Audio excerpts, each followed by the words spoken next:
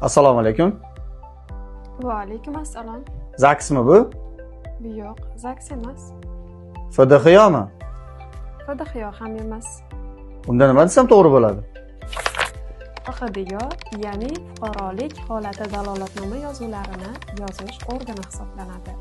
Fuqarolik holatini qayd etish fuqarolarning huquq va burchlari paydo bo'lishiga sabab bo'lib xizmat qiluvchi hujjat berish uchun asos bo'ladi.